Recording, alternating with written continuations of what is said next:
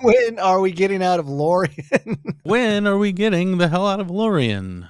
Oh my god! I feel like we've been on this chapter for months. Yeah, I feel like the equivalent of how they lost complete track of time when they were in Lorien. It's like us. Yeah, I'm like Farewell to Lorien is a chapter, and good riddance. You betcha. Well, here's the thing about elves: you love them, but they can be a bit much sometimes. they can be a bit much sometimes. They come over and they ask you to listen to their poetry, their epics, and it takes 4 hours. It's kind of like listening to an ent. The elves in Lord of the Rings, especially the big ones, the big names like Elrond and Galadriel, they're just these. There's these entities in the background on the sidelines who are almost too otherworldly to participate in the problems of the Lord of the Rings. You can't really humanize an elf. Which is the problem that Rings of Power had. As we've mentioned several times, it's like they tried to make the elves a little bit more at the human scale or human level. Yeah. And it was one of the many problems of that series. Go ahead. Yeah, no. But what I was going to say, though, is like in the last chapter, and I didn't talk about it in the last episode, but where Galadriel didn't understand what Sam meant by elf magic. You know what I'm talking about? Like elf magic. They're like, oh, this is just what we do. You know, like the cloaks. The cloaks with the mirror. Yeah. And the cloaks that they're given in Farewell to Lorien, they have hiding properties. You can't see them. I mean, again, and it's like that would be a magic cloak in anything other than like the elves world. It's like, oh my god, I got a magic cloak of hiding. You know what I'm saying? The mirror of Galadriel. It's like, how do they capture the light? The elves just do that stuff. It's just like, oh no, this is like an everyday kind of occurrence for them. So it's not magic. It's, for lack of a better term, it's science for them. It's like, like, oh, here's like, I mean, I don't know if it's science, but like, oh, we do this, and now here's the file of Galadriel. Here's the file of Galadriel. Water from my mirror, and there you go. Now you can fight a big ass spider. Right. Things that we can't understand, like that work technologically, have a certain magic to them. Like, for instance, the Lembas. So Lembas has this history, and the recipe for Lembas goes all the way back to Yavanna. Yavanna, the goddess, like gave Lembas basically to the elves before they took their westward journey to Valinor. Like, right. So, and they passed that recipe down, and the recipe was kept secret. So it is like it's basically like a secret technology. Lembas bread, to me, like whenever, like it always sounded delicious. Oh yeah. You know what I'm saying? Like light brown on the outside and the color of cream. And I was those, I like every time, like my grandma would get the vanilla wafer waffle cookies. You know what I'm talking about? Oh, right. Yeah. Like one of these could keep me on my feet all day. It's funny about like food in general. In the Farewell to Lorien, they have a feast, right? Yeah, they do. They state it quite explicitly, like we haven't had a feast yet, and then they have a feast, but it's totally not described at all. What do you make of that? It seems like every time that the hobbits are involved with food, where it's just mainly them, the everything kind of gets detail oriented. Like, like with again, we brought up Farmer Maggot. Like, we know that they had bacon and mushrooms and other hearty country fare. It just seems like a stark difference between how the food is described, like at Farmer Maggot's, for instance, and how it's not described here with Celeborn. I think you're right to point this out. Like, the hobbits usually have these kind of more feasty stuff where they talk about bacon and mushrooms and stuff and honey and cakes, but that seems out of place with the elves. You know what I mean? Because like that stuff is like greasy and earthy, and like it reminds you of being like in the farm and cutting, like harvesting your crops and getting dirty and cutting a pig open and stuff. It just seems a little bit more earthy. And whenever you're in the presence of elves, Tolkien's not going to talk about that stuff, because I think he wants you to think in more kind of clean, like you're among these people that keep their fingers clean, and they're a little bit more, they're less earthy than that, like a hobbit. Yeah. You know, and honestly, like a lot of like the you almost get the impression that the elves don't need food. You know what I'm saying? Or it's like so little concern to them that it's just kind of like the hobbits live to eat and the elves eat to live, kind of thing, where it's like they're probably like vegan, you know, and it's like, oh, look, a little dainty. All right, I'm good, you know, and like, like they almost photosynthesize or something, you know. like Tolkien was like, I don't want to give any impression that the elves ever use the toilet at all. You know what I'm saying? Exactly.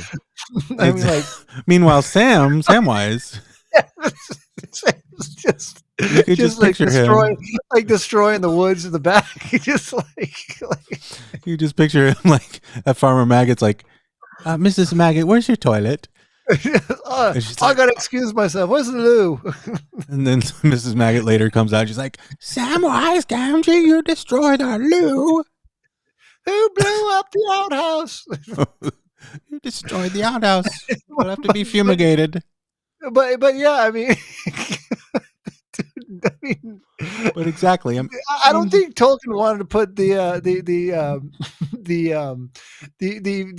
image of Galadriel pinching a loaf.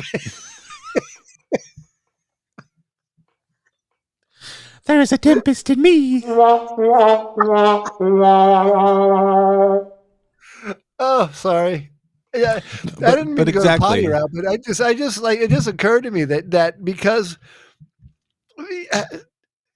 like the elves like probably just were like, oh, that's like almost ethereal, like borderline ethereal kind of people. You know what I'm saying? So yeah, for sure. I'm sorry. No, but and this is why talking about them is sometimes a little bit not satisfying, because we have to do these things to them, and well, you know what? Put the idea of Galadriel pinching a loaf in people's minds in order to just humanize her enough for her to be interesting for a moment. I mean, she's interesting, but she's difficult to talk about. I'm going to predict this now. They're going to have a scene in next season of Rings of Power where she's like coming out of the outhouse and like, oh boy, I feel 10 pounds lighter. I'm sorry. We're going to hell.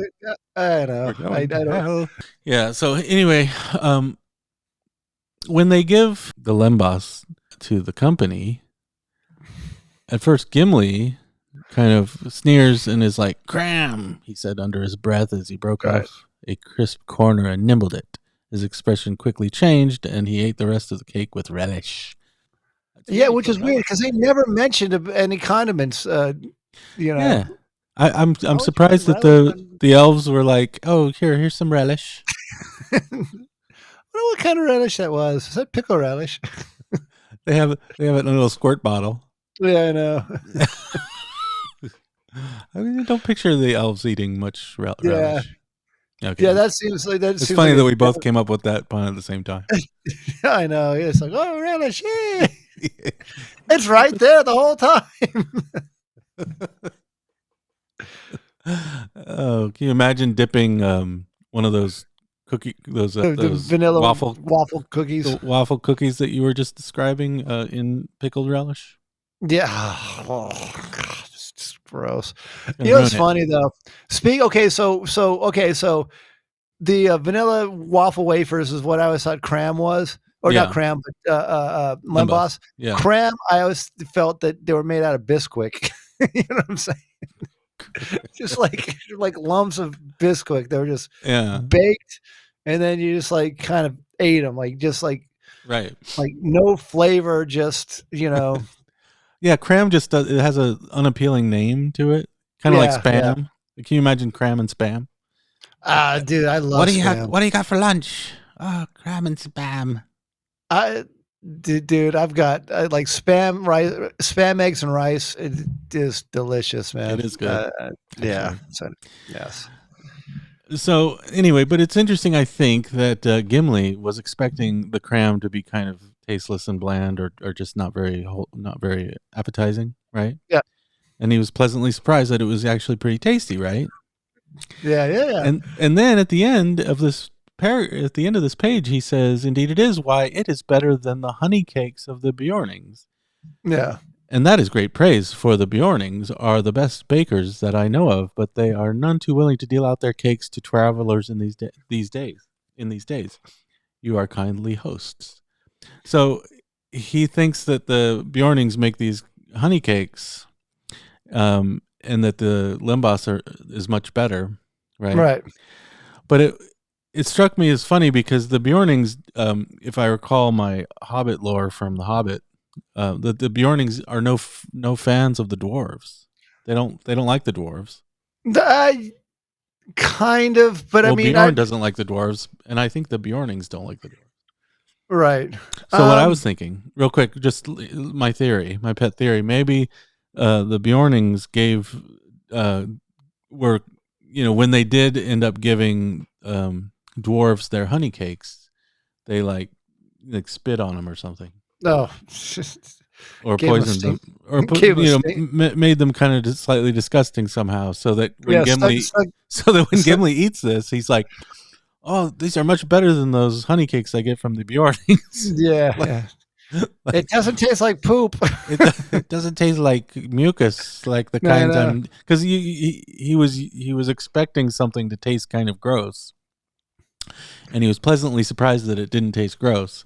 So maybe the Bjornings were spiking their gifts of honey cakes. No, you know, though, this could be because I'm pretty sure that because Bjorn came in and fought with the dwarves in the Battle of Five Armies. If it was a choice between dwarves and orcs, I'm sure he fought. Right. But I think the dwarves did reward him, right? Okay. And there was probably a truce for the dwarves from the Lonely Mountain, so yeah, you ruined my theory. It's cool. Sorry, man. No, I'm just kidding. I mean, my theory was not really serious. I liked it. I was kind of being silly. It was a good theory. It was a decent theory. So so this is where they're in Bjorn's house in The Hobbit. I just found it.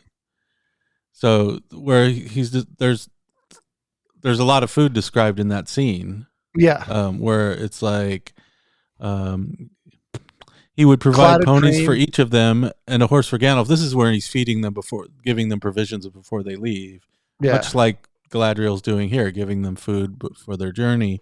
Give a horse to Gandalf for the journey of the forest. He would lade them with food to last them for weeks with care, and packed so as to be easy as possible to carry. Nuts, flour, sealed jars of dried fruits, and red earthenware pots of honey, and twice-baked cakes that would keep a good long time, and on a little of which they could march far. The making of these was one of his secrets, but honey was in them, as is in most of his foods, and they were good to eat, though they made one thirsty. Water, he said, would not blah, blah, blah. So these twice-baked honey cakes had basically the same use for their diet as Lembas, because you could go a long way. So this is Tolkien. I'm curious if the idea for Lembas probably came later when he was writing Lord of the Rings, because I don't think Lembas is mentioned in any of Tolkien's earlier writings. No. Like pre-Hobbit writings. So he's probably like, Bjorn has these honey cakes. They were very useful to the journeyers, and now we need something like that to happen again. But though, it would make sense though, because he mentioned honey cakes, he mentions cram and Lord of the Rings, or not in The Hobbit. Cram's in The Hobbit? Yeah. Really? Okay. The whole place still stinks of dragon, and it makes me sick, and cram is beginning simply to stick in my throat. So they did have cram in The Hobbit. Yeah, they got it in Lake Town.